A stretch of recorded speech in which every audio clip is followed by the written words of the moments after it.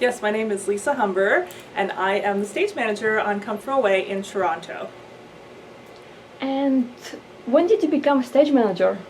So I've been working as a stage manager professionally since 2005, but I became the stage manager for Come From Away in Toronto in November 2017. So yeah, and I do tons of different jobs. I'm a freelance artist, like most of the people that work in theater.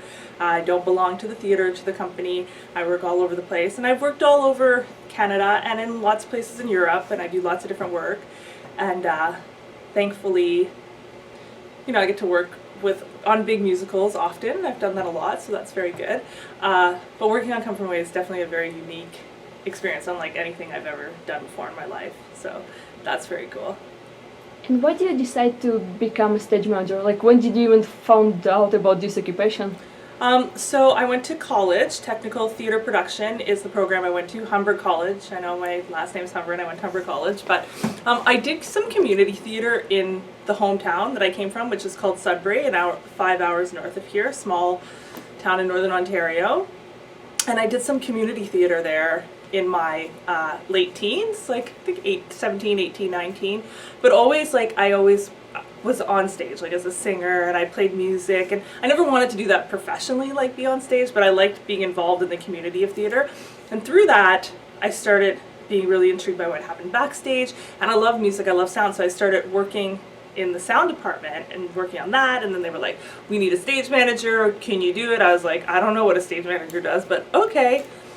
So then I did that a couple times, and then once I finished high school, I was in university. I was actually in university when I was volunteering at this community theater, and I was taking like a Bachelor of Arts in university, like doing nothing, just doing that thing that people do after high school. So my parents were like, what do you actually really want to do? I was like, I don't know, maybe I could do like theater for a real job.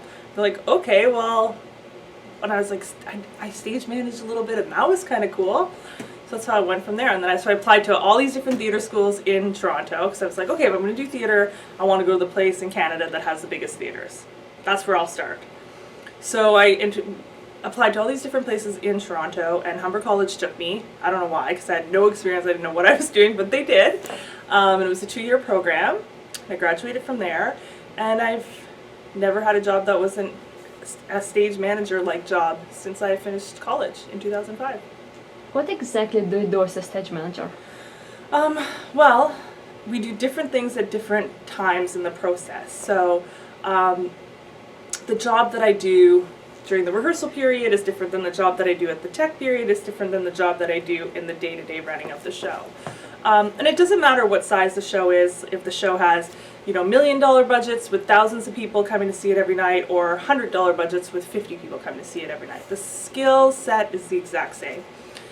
So I always like to say that the stage manager is like the conductor of the whole show. So we are the central hub where all the information flows in and out.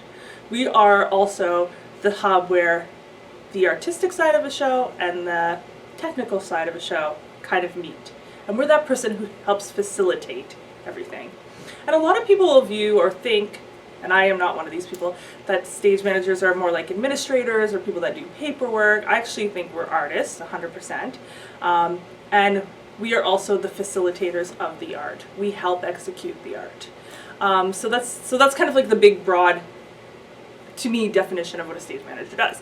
Now, for the day-to-day kind of, like when I said, in rehearsals we do this, in tech we do this, in the running of the show we do this. So in rehearsals, again, always with this idea of being the conductor of a show, or the information hub, we are the ones who will essentially in the rehearsal process be the director's right-hand person. So we're there notating different information that the actors are doing.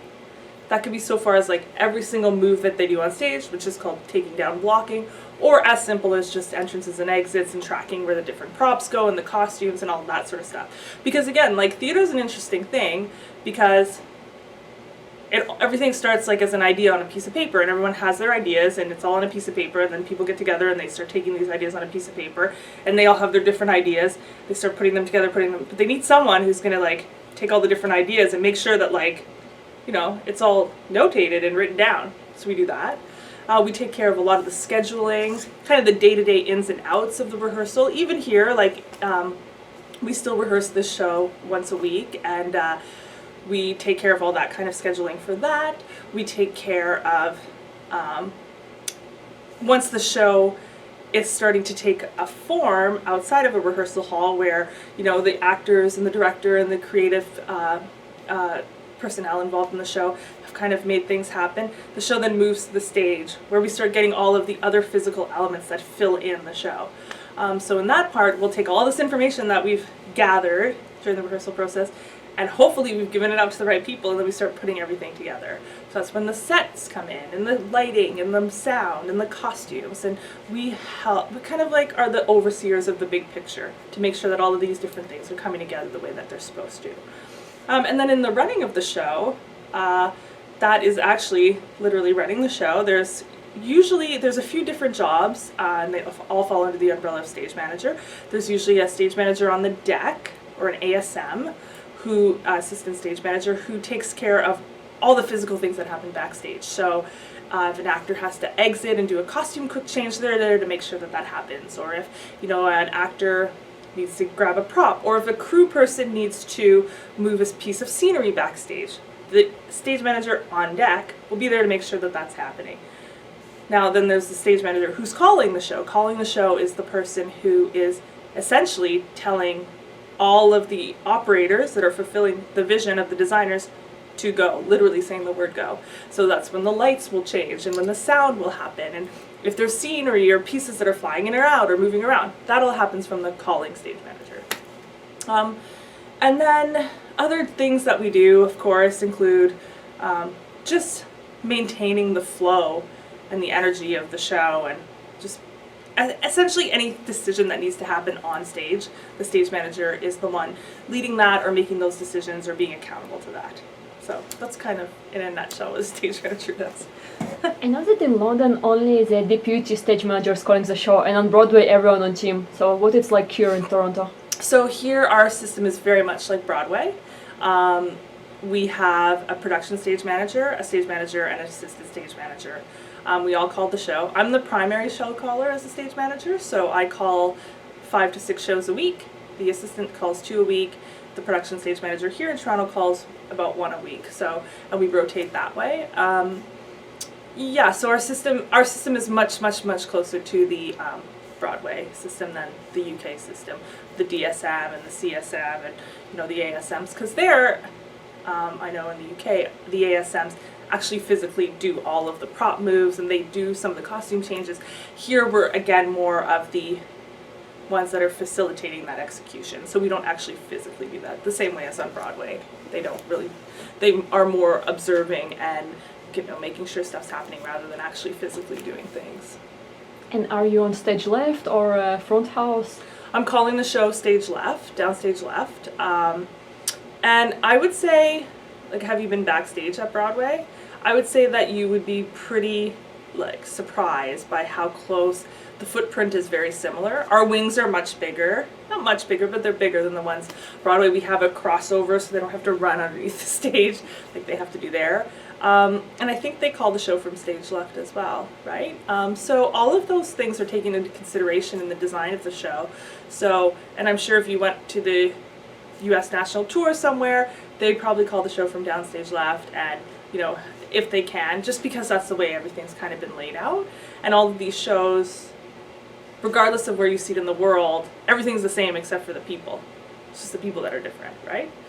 I mean, with the actors and the orchestra and all that, but everything else about the show, like, you know, a prop here is the identical prop that's on Broadway, that's the identical prop in the UK, it'll be the identical prop in Australia.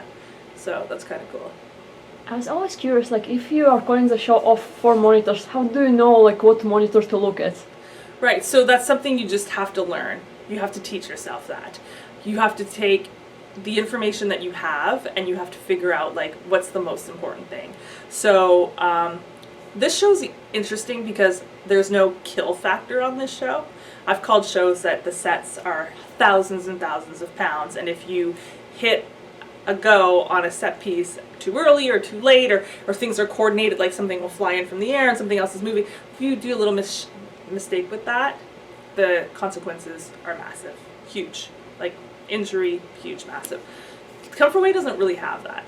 So this show, although it's quite tricky in its own sense, 100%, it doesn't have a kill factor. So I, like, watching the monitor isn't as important on this show as some other ones.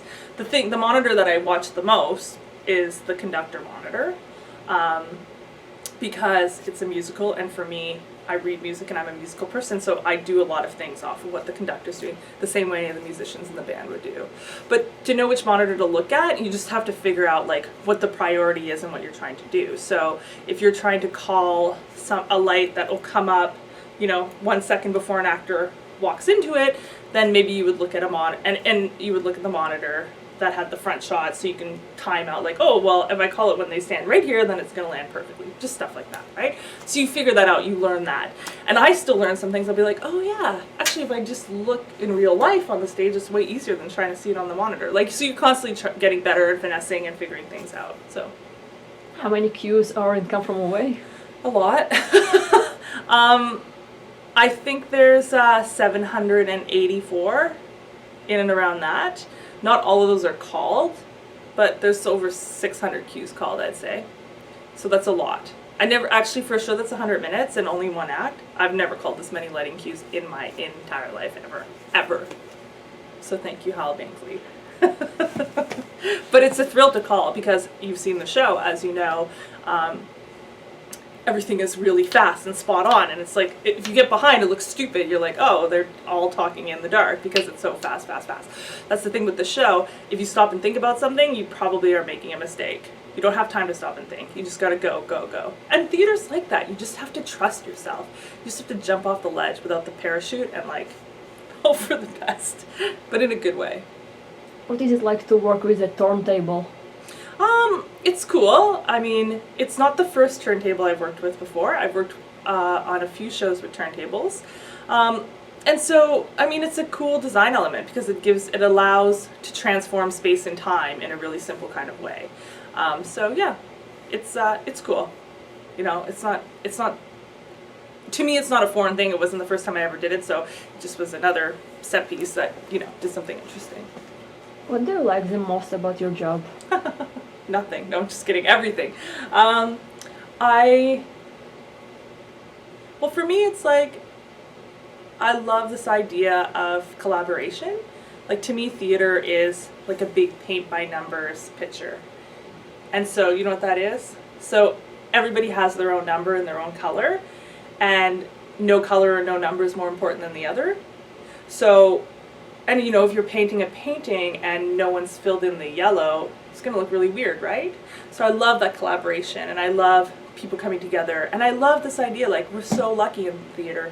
How many people have jobs where, like, one day you're talking about an idea, and then 2 weeks or a month or 6 months later, this idea is turned into this huge thing that is beautiful and wonderful and makes people really happy, or really sad, who knows. But it's a tangible thing that you can actually see and feel and be a part of. It's not like a job where you're like, I don't know what I'm doing this for. Like, what happens after I finish my work day? With us, we know what happens. We've shown up, we did what we had to do, we presented this beautiful piece to 1,000 people, and then we go home, So I really like that part of my job. I know that you recently had a relaxed performance. Can you tell me a bit about that? Yeah, I think it was the first relaxed performance for commercial theater in Toronto, which is pretty huge. It was an incredible experience to be able to make the theater accessible to everyone. I mean, theater is storytelling, and storytelling is one of the oldest forms of art in the world. Storytelling's been going on for thousands and thousands and thousands of years, before anything else. And so, people think sometimes that the theater is elitist, or like, who can afford to pay $200 to go to the theater, right? And it makes it harder. But to have this show that we did that made it accessible for everybody. Everybody was accepted. It didn't matter where you came from, what you did, how much money you had, whatever challenges you may or may not have, that didn't matter. And there's something really special about being able to facilitate the execution and to have theater accessible and the storytelling accessible to everybody. So it was a really special day, and I hope that we do more. And I hope that this becomes like not a special occasion. I hope it's something that just is a thing that happens all the time. You know, instead of it being like, oh, we're doing this special thing once a year. Like, why not do one once a week? I don't know, right? So what exactly did you do to arrange that? Like, what does it mean? Okay, so a relaxed performance is generally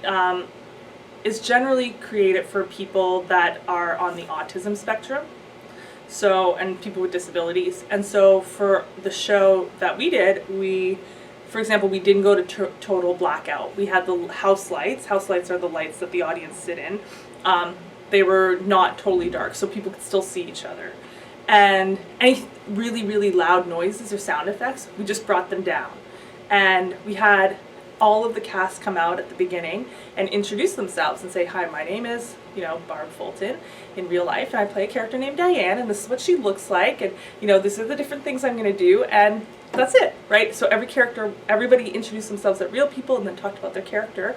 And then we also had one of our standbys, David. He was a guide, so he had a script with him, and he was on stage, downstage left in the corner, and anytime there was going to be a really loud noise or a really bright light, he would indicate to the audience that was going to happen before it did. So if people were really sensitive to light or to noise, they could, put their earphones on or, close their eyes. So when something would happen, he would just do that, literally like go like this or go like this, and that really helped the audience member feel empowered in knowing like, okay, maybe there's going to be strobe lights now, so, and I can't deal with strobe lights, so that happened. So it was really cool, and it was really pretty simple to do. Like, it wasn't that big a deal. Oh, that sounds amazing. Yeah, it was very, very cool. So, I mean, I was calling the show, so I could only hear things, but the feeling from the cast throughout the show and after was just pure humbleness, and they were so excited and felt very proud to have been able to do this show, this relaxed performance, so it's pretty cool. What are the main challenges of your job? I mean, it can be pretty stressful, right? Yeah, I would say the biggest challenge is actually the people management, because we're dealing with tons of different types of people, and everyone kind of has their own agenda, right? Like, people have their own agenda, not in a bad way, just in the way of, everybody thinks that, and rightfully so, that their part of the paint by numbers picture is the most important part.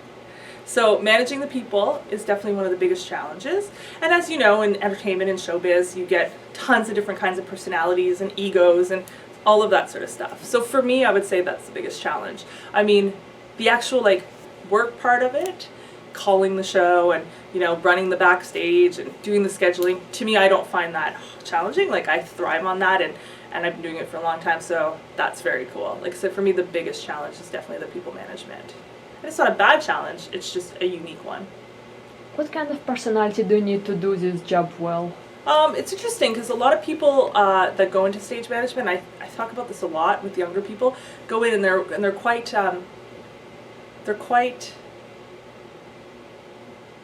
what's the right word? Maybe their personalities are a little meeker, or they don't have the assertiveness it takes to be in stage management. I think to be a good stage manager, you have to be accountable. You have to listen. I think listening is the most important skill as a stage manager. And also you have to be a leader. You have to be someone who, can make decisions and who people can go to and who won't take on the emotional labor of all of these different personalities. Like, people come into stage management and they're very like, oh, I'm sorry, oh, I'm this, I'm this. I'm like, that's their personality. I'm like, this is not the right job for you. You need to be able to make decisions and stand by them. And you have to be able to communicate. Like, if you can't be a good communicator, you shouldn't be a stage manager. You have to be able to have the conversations with people, the good ones and the bad ones, and with all different types of people. Everyone from, the person who's changing the garbages to the producer who's handing out millions of dollars for the show. You have to be able to manage and have those conversations. So I think assertiveness and accountability are really important personality traits for a stage manager. Do you think one must go to college to get a degree to become stage manager, or I don't know, start in community theater or something like that? I feel that going to school is good. I don't think you need to get a university degree to be a stage manager, but I think that going to college and being exposed to different people and different courses and different parts of theater and getting some kind of rudimentary training is important. I think it's arrogant of people to come in and say, "Oh well, I could be a stage manager. Look how easy that is."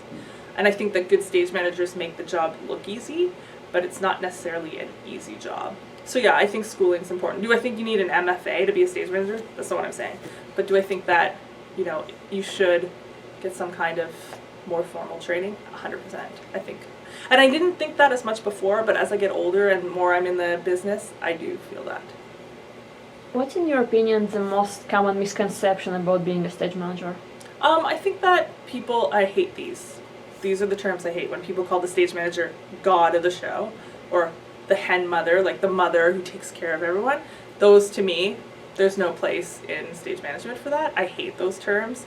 The show doesn't belong to me. I don't belong to the show. I'm nobody's mother. I don't want to take care of people. We're all here to do work.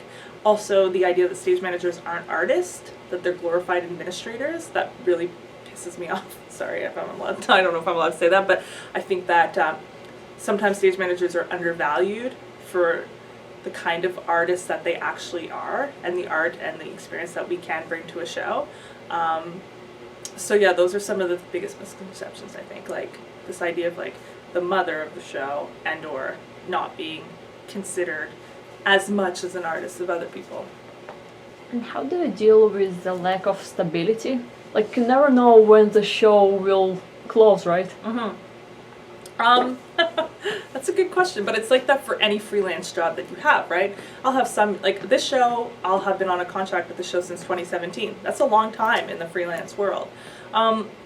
Thankfully, I'm a versatile sort of stage manager, so I have a good reputation now in the city and in the country.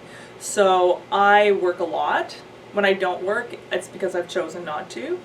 And I just take a gamble. I'm like, I save money. I know, like, okay, if I don't work for 5 months, can I survive? Now I can, yeah, because I figured out how to save money and how to do that. And again, it's not for everyone, this freelance lifestyle, but it's kind of the only life I've ever known, and I like it. I couldn't imagine having to go, even the idea of coming and doing Come From Away every single day for like 2 years blows my mind. I'm like, I can't believe I've been doing this show for this long, the same job for 2 years. And it's a beautiful show and it's cool and I love everyone I work with and the global community of Come From Away is so awesome, but it's still like on an existential level, I'm like, wow, okay, that's cool. So. And when did you first hear about this musical? I heard about it when it played here in the winter of 2016 before it went to Broadway. That's when I heard about it. I was actually working in this building on a Christmas pantomime.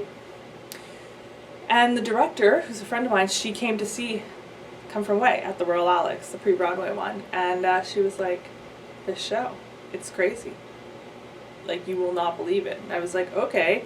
Tried to get tickets. It was sold out. You couldn't get any tickets. It turned into this huge phenomenon. And that's when I first heard about it. And then I heard that they were, going to do a production here and so on and so forth. And I was fortunate enough to be on the team. Did you go to Gander? I didn't go to Gander our whole company did a week of concerts in Newfoundland and then they went to Gander. And we moved theaters. We were at the Royal Alexandra Theatre. We moved here. I didn't go to Gander because I had to come back to Toronto to help with the work. But I've been to Gander before because, like I was saying, my family on my dad's side, my dad grew up in Newfoundland and is from there. So I've been to Newfoundland like 50 plus times. What is it like for you, with connections to the rock, to see this musical for the first time? It was pretty surreal, actually, because it's so funny. I had this friend who randomly last year I went out for dinner with. We were friends in high school, and we both we're fluent in French, and Newfoundland in French is called Terre-Neuve. And every summer we would go to Terre-Neuve, my family, in our car, drive there. She said to me, she's like, I can't believe you're working on the show Come From Away. I was like, why? She said, you know, every summer when we were in high school, you'd always go to Terre-Neuve, and I thought it was like the most exotic, coolest place in the whole world. You know, it seemed so amazing. And now you're like working on this musical about that place, that and it's so simple, yet it feels so exotic and amazing. I think that the thing that is amazing to me about the show is people always like, and I know this because my dad's from Newfoundland, and he has 9 brothers and 2 sisters, and tons of my uncles still live in Newfoundland. My grandfather and grandmother, they're dead now, but they live there, and I've been there so much. You know, Newfoundlanders always had this kind of perception of like, you know, being like less intelligent, or, you know, a little goofy or stuff like that. And what people don't realize is that the people of Newfoundland are extremely generous, they're extremely smart, and Newfoundland is a really poor place. And the fact that people, you know, if you stay in Newfoundland, which a lot of people don't do, they come to Ontario, like my father did. He came to Ontario, was 18 years old, with like $25 in his pocket, and lived like in a basement with his 3 cousins in Windsor. You know, that is part of the Newfoundland story.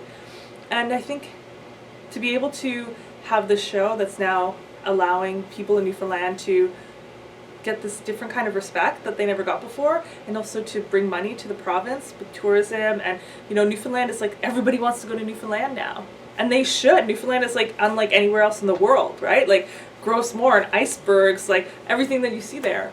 So I think that, yeah, I think it's really cool that this show's been able to do that. And for me, because I'd been there so much, you know, and I always took it for granted. Like Newfoundlanders were never stupid to me, or Newfoundland wasn't like anything. I grew up going there all the time. You know, it was like a huge part of my life. But I think it's really cool that Newfoundland and Newfoundlanders and Newfoundland culture and the music and everything is just having this life now that it should have. So that's very cool. Do you have any special like traditions here? I know that on Broadway, like stage left and stage right, they right before the show starts hold like hands together and say like we are here or something like that. Yeah, we totally have those sort of things. We do a similar thing. So stage left, we always do like a little chant, like something on the rock. So like we'd be like, I don't know, it's Tuesday night tonight. It could be anything. Like, you know, the Raptors are playing right now. So like the other night it was like, go Raptors on the rock, or we the North on the rock. So do that, and then we go, I am here. They do that on stage left. Stage right, they do this weird song thing that I never really understand. I'm like, whatever. So we do definitely have those pre-show rituals. And then there's lots of other little rituals that happen throughout. Like we have the flags backstage, and I know some actors touch the flag and hit the flag, and Katie, the ASM, she always puts up all these like different kind of puzzles that people solve during the show. And some of our crew here are always like doing little pranks on other people, like Steffi, who plays Janice, and Jim. They're always trying to scare each other. So there's all these little things happening, which is amazing because, you know, that is part of theater, is this community, right? And this other thing. So Was it like that in other musicals you worked on? yeah, I think every musical I've done, or long running show anyways, we find our own groove, we find our own ritual, and again, because the vulnerability that comes with performing on stage and what people have to emote 8 times a week, you know, leaves a lot of room for kind of this extra special bond, you know? Like, you know, you hear in movies, like movie stars, that the leading actors fall in love, right? And then they separate after the film, or in theater. But that's because, you know, you kind of really become these people, and you're just so open emotionally. So there's all these different sorts of things happening. And why did you become interested in theater in the first place? Like, what inspired you? Well, having grown up in Sudbury, which is 5 hours north of here, when we were growing up, usually one weekend in the summer before school, me and I have a brother and sister, my mom and dad, we would get in our car, we would drive to Toronto, we'd go shopping for back to school for new clothes, and we would always go see a big, huge musical. That was like our family tradition. And that was just something that we did. And it was something that we loved to do. And then we had the musicals that we all loved. Like, we loved Joseph and the Amazing Technicolor Dreamcoat. We watched that, like, I think I saw that 10 times. And we would listen to the soundtrack. And that's how I got interested in theater. And I didn't know that jobs like the job I have now existed. at all. Like I didn't know those things existed. All I ever saw was like the singers and the dancers, right? But that's kind of what inspired that first spark and love of theater. And the cool thing is that like John, who's the production stage manager, he was stage managing and production stage managing those shows that I went to see as a child. And, you know, he gave me my first break in commercial theater in 2006 as a production assistant. And now the next highest job in this organization is his, you know, after mine. So it's been amazing to, you know, have seen these shows, find out he was working on them, and then he's now my mentor, and now we're working side by side. So there's something really beautiful about that for me.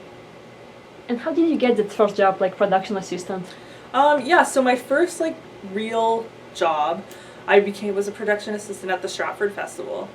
And I had just finished college and I applied to tons of different stage management places and kept getting no's and turned down because I had no experience and no one knew me.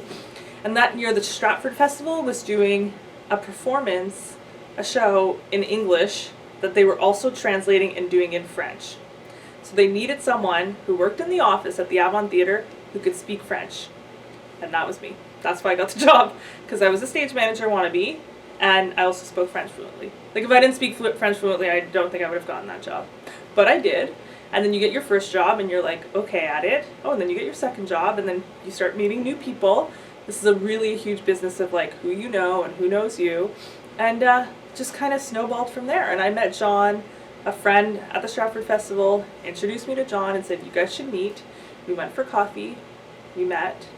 I sent him a handwritten card after thanking him for his time, and he hired me as a production assistant. And I guess I did an okay job there, because then he hired me as another, you know, an assistant stage manager, and then so on and so forth and so forth. And here we are, you know, more than 10 years later. So. What do you wish you knew when you were just starting out?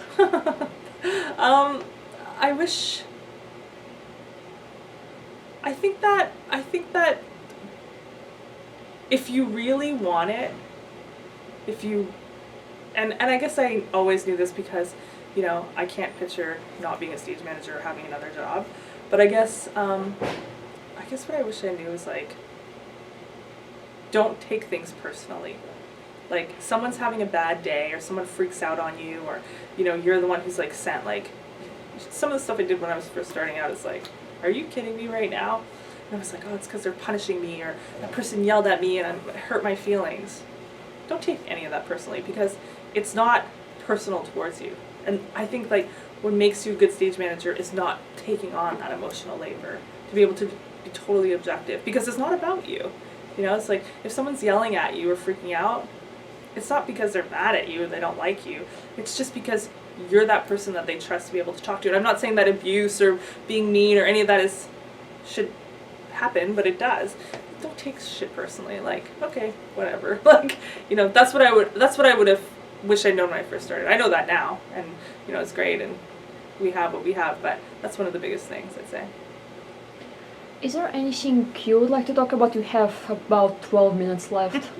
Well, I don't know. I mean, all your questions were so good. I just feel like I've been blabbing away. But I think I would say that to me, theater is really, really important. And I think that, you know, I hope that people will go to the theater, and I hope that people that have come to see Come From Away, who may never have gone to the theater before, maybe then they'll go see another show. Maybe it'll inspire them to see something else. Like, I think theater is so important. It's storytelling. You know, we have to pass these. Well, you're doing this project for folklore. You know all about that, right? Like, that is storytelling. So I think it's really important that you know, the theater keeps going, and that it's accessible for everyone, and that, you know, people feel inspired to want to keep coming to see shows. And if Come From Away can do that, then that's awesome.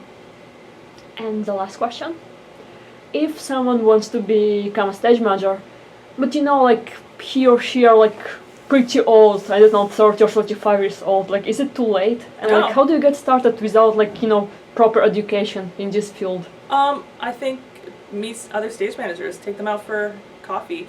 It's easy. Like being a stage manager in Toronto is like, you can just like be a stage manager. Like you can go and work at like you know, do shows with the Fringe Festival and Summerworks, like do that. And the biggest thing is like meeting people. How do you meet people? And it's like if you want to be 50 and be a stage manager and start, you can. Like, there is no age expiration. And I would just say, find stage managers that are doing work you like and meet them. Find mentors. Mentors are so important in this business. And also, go see theater. Meet people that work in the theater community. Get to know that community. It's a huge part of getting jobs and getting to know each other, and getting to know people is being part of that community. And I would say, if you want to do it, you should do it, because it's a really interesting, cool, awesome career and life, and I wouldn't trade it for a second. Like, do I think I'll be 70 and still stage managing? Yeah, probably, because I don't know what else I would do. Yeah, and if you don't go the school route, then, and don't volunteer in community theater. Like, if you want to be a professional stage manager, then meet other professionals. Community theater is just hobbyist, right? So go and like I said, work at the fringe festivals and work at the summer works and start figuring out what you like and go from there. Are there any internships? Yeah, so to be a stage manager, like, we're part of an association called Equity, which is, the professional stage manager and stage actors association, like professional theater. You don't work in professional theater unless you're a member of this association, but to become a member, you have to apprentice. So you have to apprentice and get credits. So you could literally get an apprentice job like tomorrow if you wanted to at a theater, and there you go. You're on your way to becoming a stage manager. So that's the kind of stuff. It's not an internship. It's like on the job training. And the way you figure out if those jobs are happening, like, just go to equity.ca. Whatever it is. I don't know if you're familiar with Equity, but just go there and sign up for their newsletter, and then you'll start seeing, like, oh, okay, these people are looking for apprentices. So that's how you start working towards that and learning on the job. Like, when you're an apprentice working on a show, the way that people view you is quite different than if you're the stage manager of the show, right? Because, like, as an apprentice, of course, you're still learning and you're still honing your craft and figuring things out, compared to, like, as the stage manager, like, I should already know how to do my job. Right? So I guess that's kind of like an internship, yeah. And you have worked in so many different places in Canada and abroad. Yeah. Like, if you don't live in Toronto and you want to get started, like, what other cities are good, like, have good theaters? Like, good regional theaters, I guess. Yeah, like, Toronto's awesome. Lots of, like, Charlottetown, big. Halifax. Montreal doesn't have that much English professional, but they have a couple. Ottawa, everywhere, like Stratford, Banff, Calgary. Vancouver's not as big either. It's a little bit. There's tons of jobs. And when I first started, like, I rarely ever worked in Toronto, because those jobs were already taken up. So I was like, okay, well, I guess I'll go to Calgary, and I guess I'll go to, New Brunswick or wherever, like, and then I started getting those jobs and building on my resume, and then I was able to start working here. But also, like, East Coast, like, you live in Newfoundland, there's tons of, like, theater out there. There's lots of theater in Newfoundland. Like, they have some cool theater festivals. They have Opera on the Avalon. They have different companies. Like, there's lots of opportunity there even to get started in Newfoundland. So. Well, we have 7 minutes left. One more question. Yeah, sure. If you're okay with that. Yeah, of course. If you had to choose, like, one, like, pinch me moment from your entire career, like, what was the most special moment? Like, something heartwarming, I have a couple, for sure. I worked on War Horse, and that was a very, very special show. I'm not sure if you're familiar with that show. That was a highlight, working with these life-size horse puppets. Come From Away, obviously, is incredible. Like, the first night, I was like, oh my god, that's the real Beverly Bass, and that's the real Tom. Like, seeing them and meeting them, that was amazing. Les Mis, I did a show where Colm Wilkinson, who, like, originated Jean Valjean, he came and did a concert on our stage of Les Mis with Ramin Karimloo, who was playing Jean Valjean here. Awesome. I saw Ramin Karimloo on Broadway. Yeah. So I did that show with him here in Toronto before I went to Broadway. So one night Colm Wilkinson came and he played the bishop and they sang Bring Him Home together. Like, it was unreal. So, like, tons of things like that, happen. And then there's, like, the other little things, like, where hearing the audience, like, freak out every single night, or hearing when people are leaving the theater how touched they are and how moved they are by what they see. You know, I used to, when I worked at the Royal Alex, especially when I first started in commercial theater, because there was a side door that got you right by the audience, I'd go outside after the show and just listen to people talk on the sidewalk because I was so happy. You know, that's amazing to be able to know that like you're a little part of that, just entertaining people, making them happy, and sharing stories. Well, thank you very much. Thank This is the end of the you. interview. This is so good. Well, thank